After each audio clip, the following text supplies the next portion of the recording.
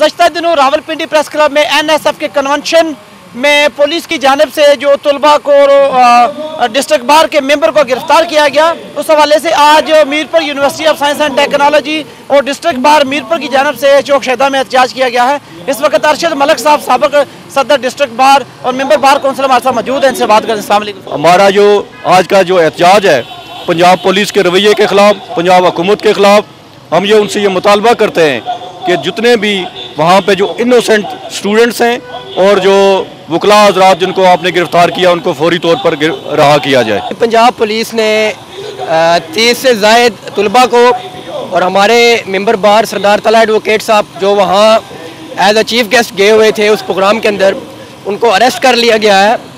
तो मैं ये कहना चाहूँगा कि ये हुकूमत पंजाब का जो ये अमल है, सबसे पहले तो इसकी मैं मजम्मत करता हूँ। इस गैर इंसानी, गैर कानूनी और गैर अखलाकी रवैये की मैं मजम्मत करता हूँ। आपके अदालत TV के तवसत से ये पैगाम है पंजाब हुकूमत को, हुकूमत पाकिस्तान को, कि उन तलबा को और हमारे मज़द मेंबर बार को फिलफौर जो है वो रिहा किया जाए। आज से तकरीबन 5 दिन पहले हमारे दोस्तों को रावलपिंडी प्रेस क्लब के सामने से अरेस्ट किया गया है, जिसकी हम पुरजोर मजम्मत करते हैं।